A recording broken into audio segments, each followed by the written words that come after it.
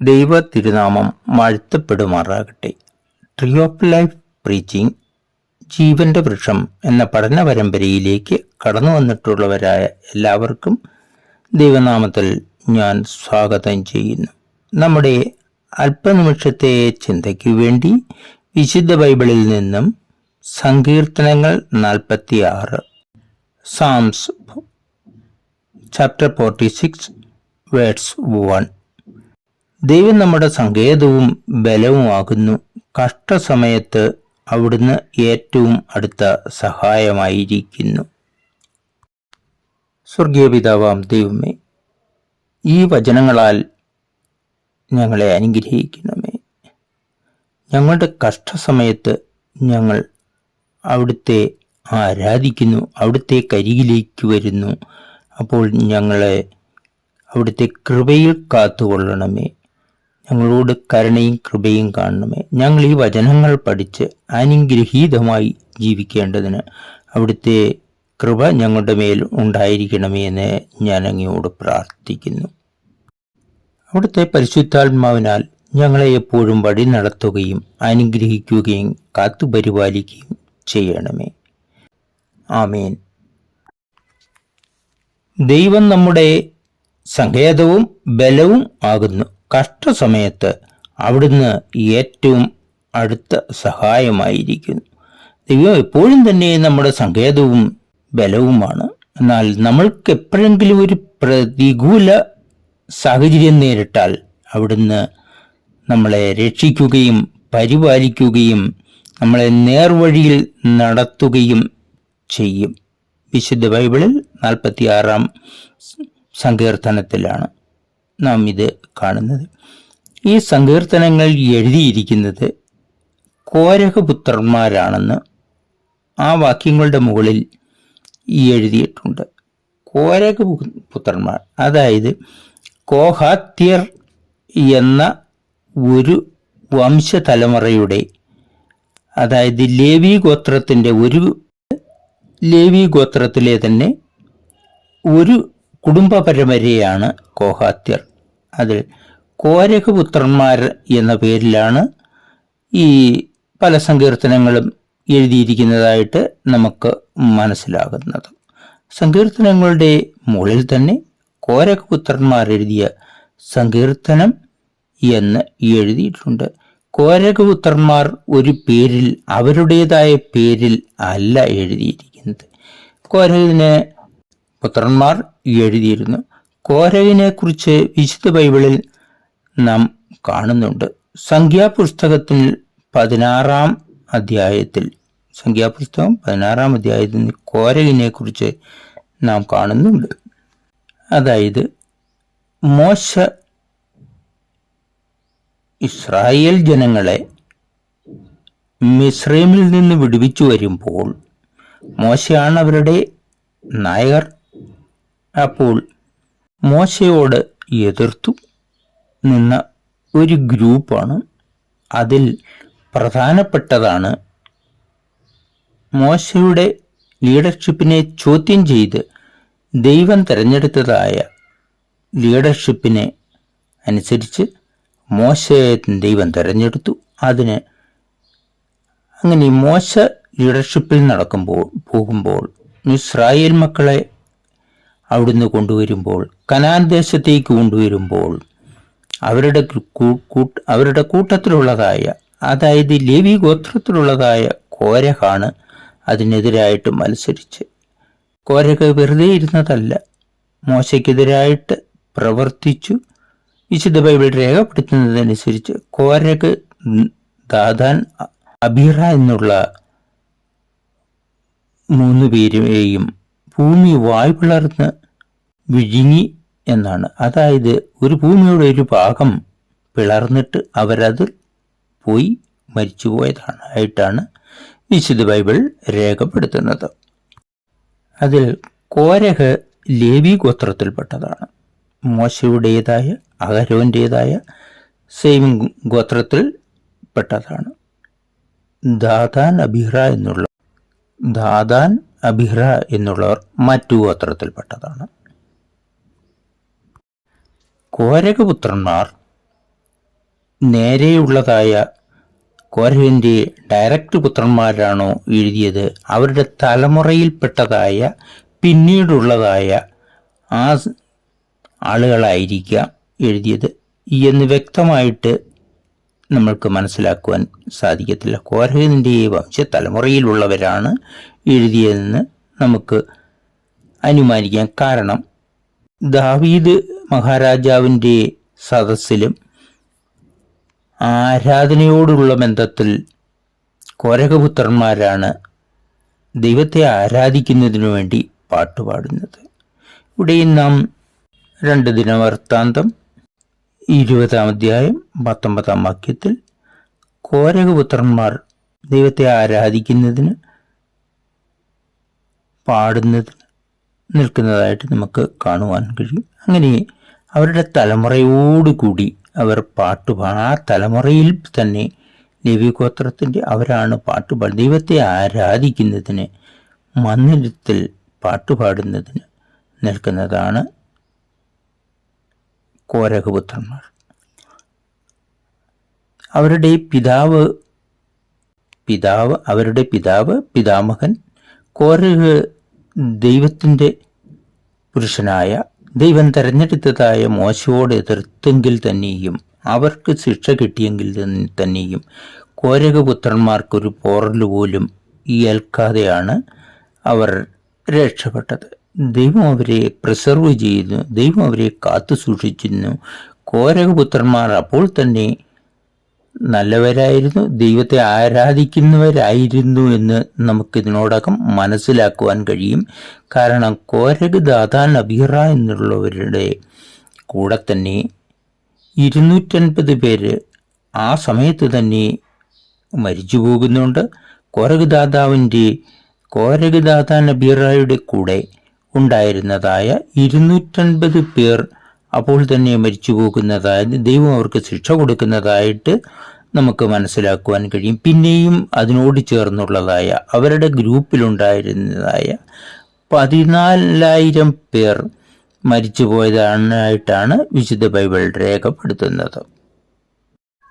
എന്നാൽ തന്നെയും വിശുദ്ധ ബൈബിൾ അനുസരിച്ച് കോരഹിൻ്റെ പുത്രന്മാർ ദൈവഭാഗത്തേക്ക് തന്നെയാണ് ഉണ്ടായിരുന്നത്.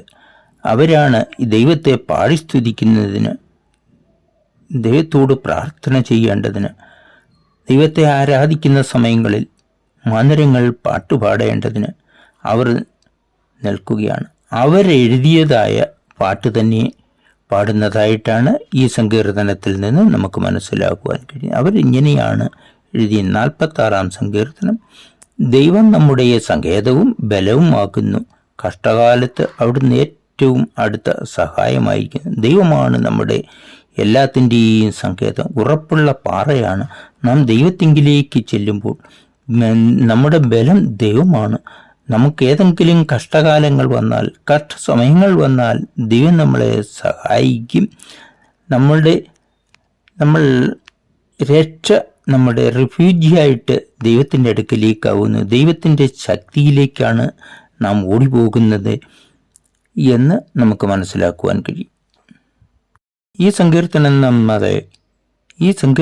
നമ്മളെ മനസ്സിലാക്കുന്നത്, നമ്മൾക്ക് പ്രചോദനം തരുന്നത് ഒരു സങ്കീർത്തനമാണ്. നാം കഷ്ടസമയത്തും പ്രയാസ സമയത്തും ദൈവത്തോട് അടുത്ത് ചെല്ലുമ്പോൾ, എപ്പോഴും അടുത്ത് ചെല്ലണം, എന്നാൽ കഷ്ടസമയം വരുമ്പോൾ, ഏറെ ദൈവത്തോട് അടുക്കുമ്പോൾ നമ്മൾക്ക് അതിന് വിടുതലും, കഷ്ടകാലത്തിൽ നിന്ന് വിടുതലും അനുഗ്രഹം ദൈവത്തിൻ്റെ കൃപയാണ് നമ്മൾക്ക് കിട്ടുന്നത്.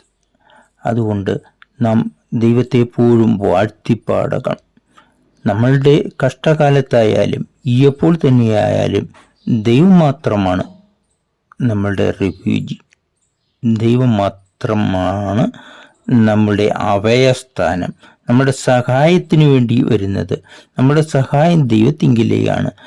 ഏത് സമയത്തും ദൈവം നമ്മളെ അനുഗ്രഹിക്കും.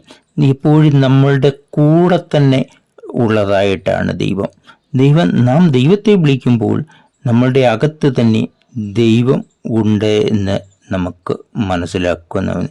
അങ്ങനെ എല്ലാ കഷ്ടപ്പാടിൽ നിന്നും നമുക്ക് വിജയം കിട്ടേണ്ടതിന്, നമ്മളുടെ പരാജയ സമയത്ത് നമ്മൾക്ക് ശക്തിയും ബലവും കിട്ടേണ്ടതിന് നമ്മൾക്ക് ദൈവത്തോട് അടുത്ത് ചെല്ലാം എന്നാണ് ഈ വാക്യങ്ങളിൽ നിന്ന് നമുക്ക് മനസ്സിലാക്കുവാൻ കഴിയുന്നത്.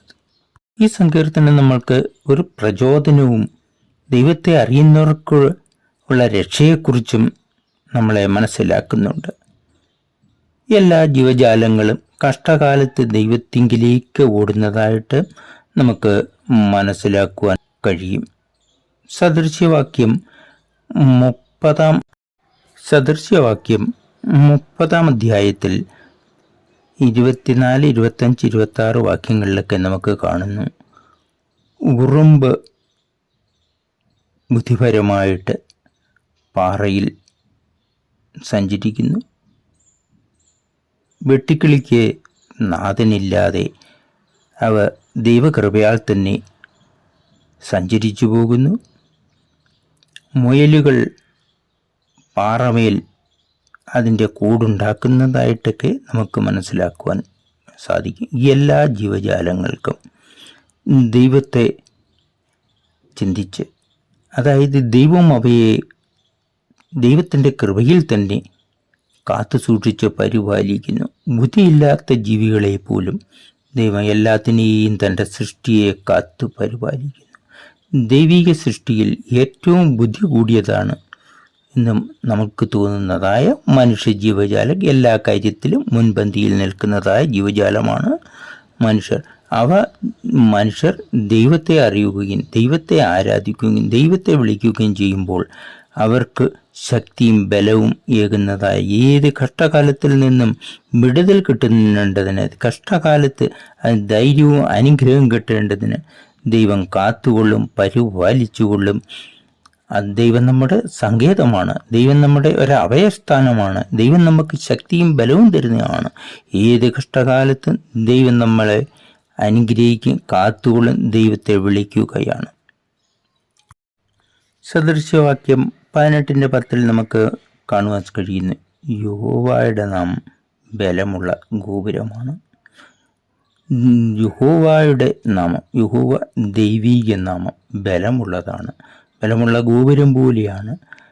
നീതിമാനായ മനുഷ്യൻ അതിലേക്ക് ഓടിച്ചെല്ലും, അഭയം അവിടെ തേടും, ദൈവത്തിൽ യഹോവയിൽ അഭയം തേടുമെന്ന് നമുക്ക് കാണുവാൻ കഴിയുന്നുണ്ട്.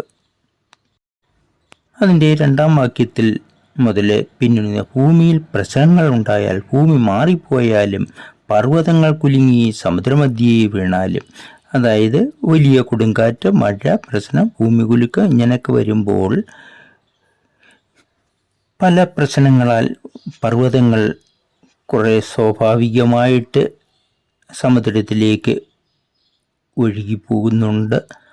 അത് നമുക്ക് മനസ്സിലാക്കുവാൻ കഴിയുന്നുണ്ട്. ഭൂമി മാറിപ്പോയാലും, പർവ്വതങ്ങൾ കുലുങ്ങി സമുദ്രമധ്യേ വീണാലും, അപ്പോൾ സമുദ്രത്തിലെ വെള്ളം കുലുങ്ങി ഇരമ്പി പ്രശ്നങ്ങൾ ഉണ്ടാക്കിയാലും നാം ഭയപ്പെടേണ്ടതില്ല എന്നാണ് ദൈവവചനം നമ്മളെ അനുസ്മരിപ്പിക്കുന്നത്. ദൈവവചനം നമ്മളോട് പറയുന്നത് ഏതെല്ലാം പ്രശ്നമുണ്ടായാലും നാം ഭയപ്പെടേണ്ടത് ഇല്ല. നമുക്ക് ഭയം വേണ്ട. നമ്മൾ പ്രതീക്ഷയുള്ളവരായി, ദൈവത്തിൽ പ്രതീക്ഷയുള്ളവരായി നമ്മളുടെ ജീവിതകാലം മുഴുവനും ദൈവത്തിൽ പ്രതീക്ഷയുള്ളവരായി ജീവിക്കുവാനാണ് ദൈവവചനം നമ്മളെ ആഹ്വാനം ചെയ്യുന്നത്. 46-ാം സങ്കീർത്തനം. ദൈവം നമ്മുടെ സങ്കേതവും ബലവുമാക്കുന്നു, കഷ്ടസമയത്ത് അവിടുന്ന് ഏറ്റവും അടുത്ത സഹായമായിരിക്കുന്നു. അതുകൊണ്ട് ഭൂമി മാറിപ്പോയാലും, പർവ്വതങ്ങൾ നീങ്ങി സമുദ്രമധ്യേ വീണാലും, അതിലെ വെള്ളം ഇരമ്പലൂടെ കലങ്ങിയാലും, പ്രളയത്താൽ പർവ്വതങ്ങൾ കുലുങ്ങിയാലും നാം ഭയപ്പെടുകയില്ല. ഒരു നദിയുണ്ട്, അതിൻ്റെ തോടുകൾ ദൈവനഗരത്തെ, അത്യുന്നതൻ്റെ വിശുദ്ധ നിവാസത്തെ തന്നെ സന്തോഷിപ്പിക്കുന്നു. ദൈവം അതിൻ്റെ മധ്യത്തിലുണ്ട്, അത് നീങ്ങിപ്പോകയില്ല. ദൈവം അധികാലത്ത് തന്നെ അതിനെ സഹായിക്കും. ജനതകൾ ക്രോധിച്ചു, രാജ്യങ്ങൾ കുലുങ്ങി, കർത്താവ് തൻ്റെ ശബ്ദം കേൾപ്പിച്ചു, ഭൂമി ഉരുകിപ്പോയി. സൈന്യങ്ങളുടെ യഹോവ നമ്മളോട് കൂടെയുണ്ട്, യാക്കോബിൻ്റെ ദൈവം നമ്മുടെ സങ്കേതമാകുന്നു. വന്ന് യഹോവയുടെ പ്രവൃത്തികൾ നോക്കുവീൻ. അവിടുന്ന് ഭൂമിയിൽ എത്ര വലിയ ശൂന്യത വരുത്തിയിരിക്കുന്നു. കർത്താവ് ഭൂമിയുടെ അറുതികൾ വരെ യുദ്ധങ്ങൾ നിർത്തൽ ചെയ്യുന്നു. അവിടുന്ന് വില്ലൊടിച്ച് കുന്തം മുറിച്ച് രഥങ്ങൾ തീയിലിട്ട് ചുട്ടുകളയുന്നു. യുദ്ധം നിർത്തുവീൻ, ഞാൻ ദൈവമാണെന്ന് അറിഞ്ഞുകൊള്ളുവീൻ. ഞാൻ ജനതകളുടെ ഇടയിൽ ഉന്നതനാകും, ഞാൻ ഭൂമിയിൽ ഉന്നതനാകും. സൈന്യങ്ങളുടെ യഹോവ നമ്മോടുകൂടെയുണ്ട്, യാക്കോബിൻ്റെ ദൈവം നമ്മുടെ സങ്കേതമാകുന്നു. ഈ സങ്കീർത്തനത്തിൽ തന്നെ ദൈവിക പ്രസൻസിനെ, നമ്മളോട് ഒത്ത് ഉണ്ട് എന്ന് അനുസ്മരിപ്പിക്കുന്നതായ വാക്യങ്ങളാണ് പിന്നീട് നാം കാണുന്നത്.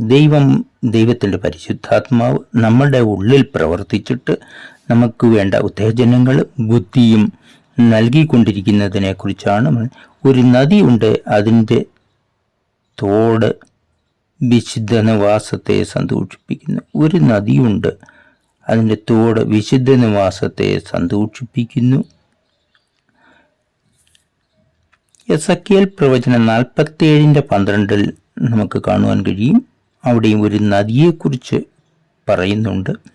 ആ നദി ദൈവത്തിൻ്റെ പ്രസൻസിൽ നിന്നും ഒഴുകി വരുന്നതായിട്ട് നാം കാണുന്നു. ഇതേ വാക്യം തന്നെ, ഇതേ അർത്ഥത്തിൽ തന്നെ വെളിപ്പാട് പുസ്തകം 22-ാം അധ്യായം 1-ാം വാക്യത്തിൽ നമ്മൾ ജീവജലനദി ദൈവത്തിൻ്റെ പക്ഷത്തിൽ നിന്ന് ഒഴുകുന്നു. ദൈവത്തിൻ്റെ പക്ഷത്തു നിന്ന് വരുന്നതായ പരിശുദ്ധാത്മാവ് നമ്മളെ വഴി നടത്തുന്നു എന്ന് നമുക്ക് മനസ്സിലാകുവാൻ കഴിയും. വെളിപ്പാട് പുസ്തകം 3:12 വെളിപ്പാട് പുസ്തകം 21-ാം അധ്യായം അതിൻ്റെ 2-ാം വാക്യത്തിലും യെരുശലേം ദൈവത്തിൻ്റെ നഗരമായി നാം കാണുന്നുണ്ട്. യെരുശലേം ദൈവത്തിൻ്റെ നഗരമാണ്. അത് പുതിയ യെരുശലേം എന്നുള്ളതാണ് വിശുദ്ധ നഗരം. സ്വർഗീയ രാജ്യത്തെക്കുറിച്ച് ഉള്ള അനുസ്മരണമായിട്ടാണ് നമുക്ക് ഉണ്ട്. അവിടെ നിന്നാണ് ഒരു നദിയുണ്ട്. ആ നദി ദൈവത്തിൻ്റെ പക്ഷത്തിൽ നിന്നും ദൈവത്തിൻ്റെ ഭാഗത്തു നിന്നും ഒഴുകുന്നതായ പരിശുദ്ധാത്മാവിനെ കുറിച്ച് പറയുന്നത്. ദൈവത്തിൻ്റെ ആത്മാവ് മനുഷ്യരുടെ ഉള്ളിൽ വസിക്കുമ്പോൾ, ദൈവത്തിൻ്റെ ആത്മാവിനെ മനുഷ്യ ഹൃദയങ്ങളിൽ കൈക്കൊള്ളുമ്പോൾ, ആ മനുഷ്യ ഹൃദയങ്ങളെ പറഞ്ഞ് മനസ്സിലാക്കി ദൈവം നമ്മളെ പോകേണ്ട വഴി എവിടാണ്, ചെയ്യേണ്ടത് ഏതാണ്, ചെയ്യരുതുകൂടാത്തത് ഏതാണ് എന്ന് ദൈവം നമ്മളെ മനസ്സിലാക്കിക്കൊണ്ടിരിക്കും. അതിനെക്കുറിച്ചാണ് ദൈവം ആദികാലത്ത് നമ്മളെ സഹായിക്കും. ദൈവം ആദികാലത്തെന്നുള്ള മീനിങ് ദൈവം എത്രയും പെട്ടെന്ന്, നമ്മളൊരു പ്രശ്നത്തിലോ കുഴപ്പത്തിലോ ചാടുന്നതിന് മുൻപ് തന്നെ, അല്ലെങ്കിൽ ചാടിയാൽ തന്നെ അപ്പോൾ തന്നെ ദൈവം നമ്മളെ കൈവിടാതെ കാത്തുകൊള്ളും. ആണ് ഏർലി ഇൻ ദ മോർണിംഗ്, അതായത് ഏറ്റവും അതിരാവിലെ തന്നെ ദൈവം നമ്മളെ രക്ഷിക്കും, കാത്തു പരിപാലിക്കും. ദൈവത്തിൻ്റെ പ്രസൻസ് നമ്മളിൽ വരുമ്പോൾ ഇരുട്ട് മാറും. അതിരാവിലെ തന്നെ ദൈവം നമ്മളെ ശ്രമിക്കും. എത്രയും പെട്ടെന്ന് തന്നെ നമ്മുടെ പ്രശ്നങ്ങളെ ദൈവം മാറ്റി അനുഗ്രഹീതമായിട്ട് കാണുവാൻ. വെളിപ്പാട് പുസ്തകത്തിൽ നാം കാണുന്നത് ആ നദി ദൈവത്തിൻ്റെ സിംഹാസനത്തിൽ നിന്നും ഒഴുകി വരുന്നതായിട്ടാണ്. അതായത് ദൈവത്തിൻ്റെ പ്രസൻസ് നമ്മൾക്ക് ചൈതന്യവും അനുഗ്രഹവും തന്ന്, നമുക്ക് വേണ്ടതായ എല്ലാവിധ കാര്യങ്ങളും തന്ന് നമ്മളെ വഴി നടത്തുന്നതായിട്ട് നമ്മുടെ ഉള്ളിൽ തന്നെയാണ് ദൈവത്തിൻ്റെ പരിശുദ്ധാത്മാവ് വസിക്കുന്നത്. ആ പരിശുദ്ധാത്മാവിനെ നാം ദൈവത്തോട് പ്രാർത്ഥിച്ച് നമ്മളെ വഴി നടത്തുവാൻ പ്രാർത്ഥിച്ചു. അങ്ങനെ ഇപ്പം ദൈവത്തിൻ്റെ പരിശുദ്ധാത്മാവ് നമ്മളെ എപ്പോഴും പരിപാലിച്ച് നടത്തും. ജനങ്ങൾ പ്രശ്നമുണ്ടാക്കിയാൽ കർത്താവിന്റെ ശബ്ദം കേൾപ്പിക്കും. 6-ാം വാക്യത്തിൽ ജനങ്ങൾ ക്രൂതിച്ചു, കർത്താവ് തൻ്റെ ശബ്ദം കേൾപ്പിച്ചു. ഏതൊക്കെ പ്രശ്നമുണ്ടായാലും ദൈവം അവരെ വഴി നടത്തും. ആ പ്രശ്നങ്ങളിൽ നിന്നും വിട്ടുമാറ്റി ദൈവത്തിൻ്റെ പരിശുദ്ധാത്മാവ് എപ്പോഴും മനുഷ്യനെ ഏത് പ്രശ്നങ്ങൾ എവിടെ ഉണ്ടായാലും അതിൽ നിന്ന് ദൈവത്തെ വിളിക്കുന്നവരെ പ്രത്യേകാൽ കാത്തുകൊള്ളുമെന്നാണ്. ആ ജീവജലനദി പരിശുദ്ധാത്മാവ് എല്ലാവരുടെയും രക്ഷയ്ക്ക് വേണ്ടി, മനുഷ്യരുടെ രക്ഷയ്ക്ക് വേണ്ടി, മനുഷ്യർ ദൈവത്തെ ആരാധിക്കുന്നവർക്ക് എപ്പോഴും അനുഗ്രഹം തന്നെയായിരിക്കും. 7-ാം വാക്യത്തിൽ നാം ഇങ്ങനെ കാണുന്നു, സൈന്യങ്ങളുടെ യഹോവ മോട് കൂടെ ഉണ്ട്. സൈന്യങ്ങളുടെ യഹോവ, അത് ഇവിടെ സൈന്യങ്ങൾ എന്ന് പറയുന്നത് ഇസ്രായേൽ മക്കളെ ദൈവം വഴി നടത്തി. സൈന്യത്തിന് വിജയം കൈവരിക്കാൻ സാധിക്കുന്നത് പോലെ ദൈവീക ശക്തി ഇസ്രായേൽ മക്കളെ വഴി നടത്തി. അതിനാൽ സൈന്യങ്ങളുടെ യഹോവ എന്ന് അവർ പേരിട്ടു പറയുന്നുണ്ട്. സൈന്യങ്ങളുടെ യഹോവ, സൈന്യം മറ്റുള്ളവരെ, ദുഷ്ടന്മാരെ അല്ലെങ്കിൽ ശത്രുപക്ഷത്തുള്ളവരെ തോൽപ്പിച്ച് വിജയം കൈവരിക്കുന്നത് പോലെ ദൈവാത്മാവ് എപ്പോഴും വഴി നടത്തി, ഇസ്രായേൽ മക്കളെ വഴി നടത്തി, ശത്രുക്കളെ കീഴ്പ്പെടുത്തി ഇസ്രായേൽ മക്കളെ ഉറപ്പിച്ചു എന്നുള്ളതാണ്. കൃപയാലും ശക്തിയാലും ദൈവം വഴി നടത്തി. യെശയ്യാ പ്രവചനം 28-ാം അധ്യായം 16-ാം വാക്യം ഉറപ്പുള്ള അടിസ്ഥാനമായും കല്ലും മൂലക്കല്ലുമായും ഉപമിച്ച് ദൈവിക ശക്തിയെ, ദൈവത്തെ പറയുന്നുണ്ട്. നാം ഉറപ്പുള്ള കല്ലും മൂലക്കല്ലുമായി കാണുവാൻ, അത് ദൈവം ശക്തിയുള്ളതാണ് എന്നാണ് അത് കാണിക്കുന്നത്.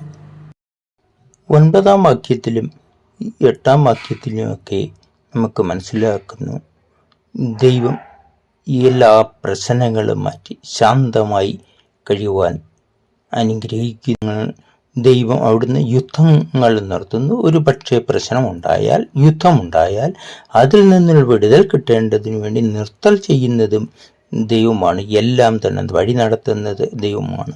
മനുഷ്യ ജീവിതങ്ങളെ വഴി നടത്തുന്നത് ദൈവമാണ്. അതിൻ്റെ 10-ാം വാക്യത്തിൽ നമുക്ക് മനസ്സിലാക്കുവാൻ, ദൈവം ജനങ്ങളോട് മിണ്ടാതിരുന്ന ദൈവമെന്ന് അറിവീൻ. ദൈവം സ്വന്തത്തെ തന്നെ പറയുന്നു. ദൈവത്തിൻ്റെ ശക്തിയെക്കുറിച്ച് മനുഷ്യനെ മനസ്സിലാക്കുകയാണ്.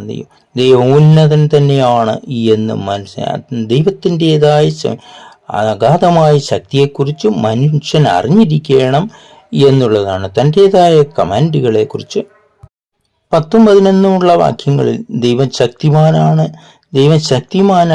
എന്ന് ആ വാക്യങ്ങളിൽ നിന്ന് ദൈവം പറഞ്ഞു കൊടുത്തതായ, ദൈവത്തിൻ്റെ ശക്തി കൊടുത്തിട്ടുള്ളതായ, ദൈവം കോരകപുത്രന്മാരെയും കൊണ്ട് എഴുതിച്ചിട്ടുള്ള വാക്യങ്ങളിൽ ദൈവം തന്നെ പറയുന്നതായിട്ടാണ് ഇവിടെ കാണിക്കുന്നത്. ഇവിടെ നമുക്ക് മനസ്സിലാക്കുവാൻ പറ്റുന്നത് ദൈവം ശക്തിമാനാണ്. ദൈവത്തോട് 11-ാം വാക്യത്തിൽ പറയുന്നത്, ദൈവത്തോട് മത്സരിച്ച് മനുഷ്യർ ഒന്നും ചെയ്യുവാൻ കഴിയുകയില്ല. ദൈവത്തോട് മത്സരിക്കരുത് എന്നാണ്, ദൈവത്തോടൊരു കാലത്തും മത്സരിക്കരുത് എന്നാണ് കോരകപുത്രന്മാരിൽ കൂടി, പാട്ടെഴുതിയവരിൽ കൂടി ദൈവം മനുഷ്യരോട് അരുളി ചെയ്യുന്നത്. ദൈവത്തെ വിശ്വസിക്കുക. ദൈവം ശക്തിമാനായ ദൈവം സോവറിൻ പവർ ദൈവം തന്നെയാണ്.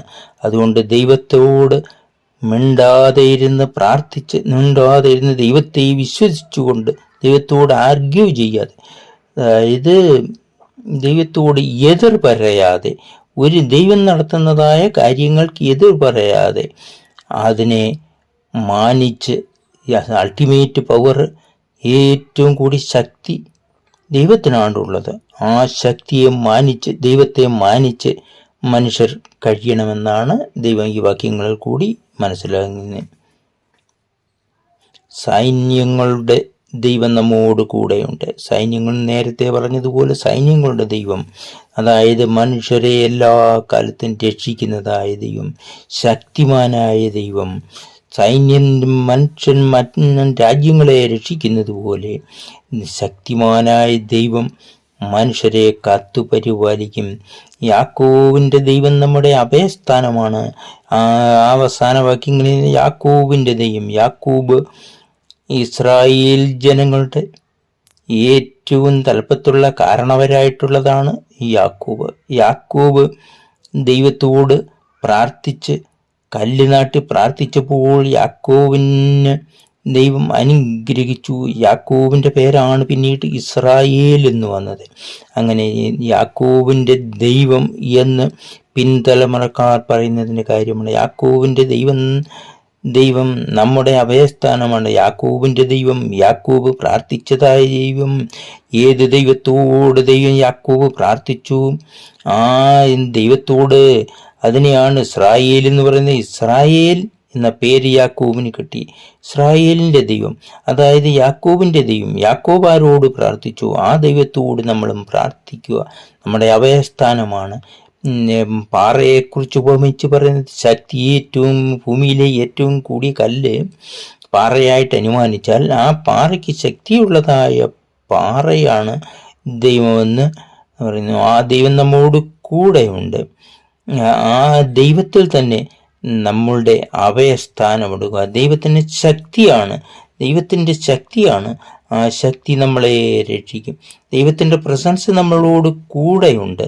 ദൈവത്തിൻ്റെ പ്രസൻസ്, ദൈവത്തിൻ്റെ അനുഗ്രഹം നമ്മളുടെ കൂടെയുണ്ട്. ദൈവത്തിൻ്റെ പരിശുദ്ധാത്മാവ് നമ്മളോട് കൂടെയുണ്ട്. അതിനാണ് നദി ഒഴുകുന്നതായി കാണിക്കുന്നത്.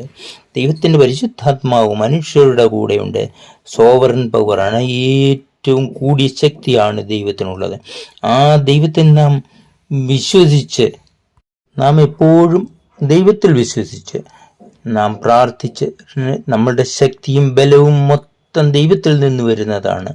നാം ഉള്ളിടത്തോളം കാലം നാം ജീവിക്കുന്നിടത്തോളം കാലം ദൈവത്തെ ആരാധിച്ചുകൊണ്ട്, നാം ഉള്ളിടത്തോളം ദൈവത്തെ വിശ്വസിച്ചുകൊണ്ട്, ദൈവം അഭയസ്ഥാനമാണ്. ദൈവത്തിൻ്റെ കൃപയാൽ നമ്മളെ വഴി നടത്തുന്ന ദൈവമാണ്. ആ ദൈവത്തോട് പ്രാർത്ഥിച്ച് നാം നന്ദി പറഞ്ഞുകൊണ്ട്, ദൈവത്തിൻ്റെ അനുഗ്രഹത്തിനായി പ്രാർത്ഥിച്ചുകൊണ്ട്, ദൈവത്തെ മഹത്വപ്പെടുത്തിക്കൊണ്ട് നാം എപ്പോഴും ജീവിക്കണമെന്നുള്ളതാണ്.